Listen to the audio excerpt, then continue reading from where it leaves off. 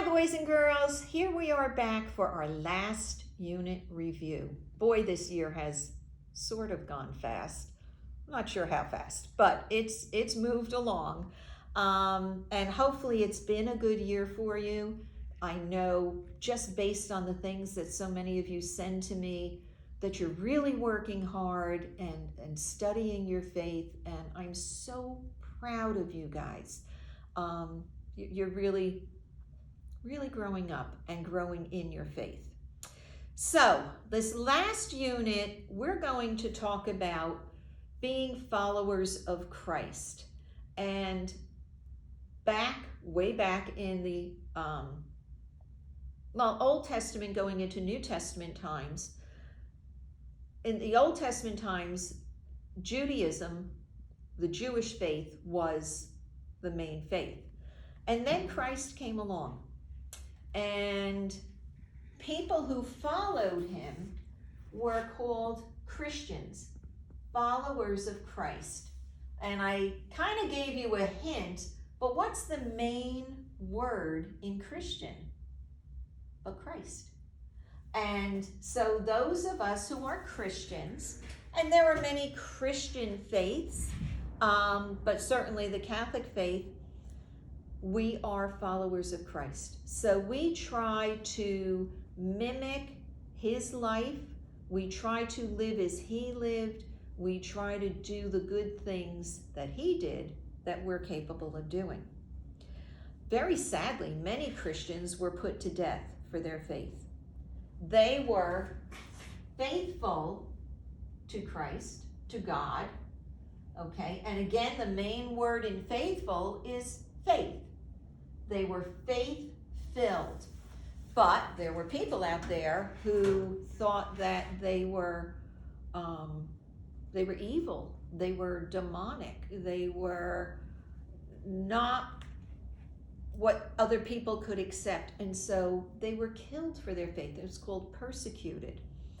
Many of these people became saints. Well, they all became saints, but many of them became famous saints that you may recognize their names. St. John the Baptist, St. Thomas More, St. Joan of Arc, St. Andrew, just to name a few. And I actually went through and looked at the list of names. Christopher, okay, we have St. Christopher. St. Angeline, I'm not sure, not St. Angeline, but Angeline in class. To me, that's a derivative of angel, and we certainly have very special angels. We have a Joseph. Nicolette would be for St. Nicholas. Julian was another one. So there are some very wonderful people out there that are kind of like your special patron saints. So my question for you guys, what saint were you named after? And you'll need to ask your parents. You may have a middle name that I don't have on the list, so I don't know what that is. Ask your parents, and then this week, what I'd like you to do is read about your saint. Go online, there's tons of information available out there. Google your saint's name and send me an email and let me know what you found out about them. Tell me what they did and how you can relate to them, okay? How can we do Jesus' work? Again this week, and we're going to have a snowstorm, so you should have plenty of time to do this. What are 2 things you can do to show God's love to someone? Because that's how we do Jesus' work. If it snows, can you help an older neighbor shovel their snow?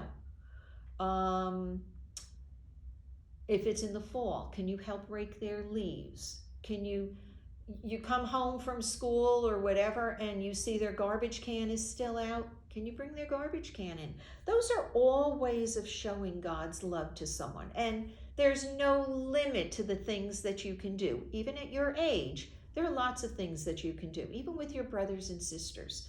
So another thing I'd like you to do is send me 2 things you can do that shows God's love to someone through you. Now, our last chapter talks about everlasting life. What does that really mean?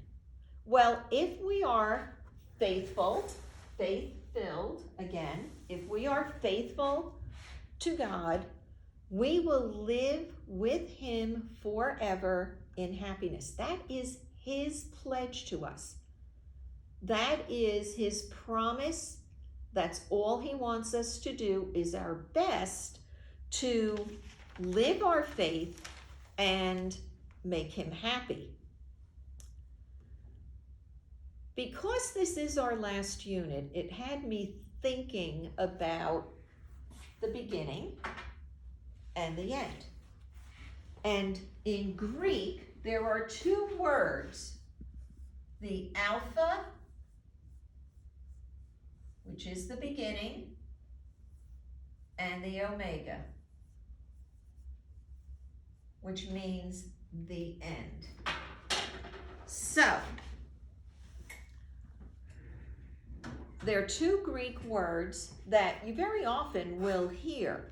And if you turn to page 281 in your book, I would like us together to read the beginning and the end, because I think this really sums up pretty much where we've gone this year. So page 281. The Bible begins and ends with stories of creation. In the book of Genesis, that's the first book of the Bible, you read how God created all things out of love. And interestingly, I'll divert here for a second. If you read the readings for each day, the past week has been all about creation. It's what God did the first day, the second day, the third day, all the way through how he created Eve from Adam's rib. Go back and read that. It's in the book of Genesis, and it's right from the beginning. So in the book of Genesis, you read how God created all things out of love. The last book of the Bible is called Revelation. And it ends with John's vision of a new creation. This is God's everlasting kingdom.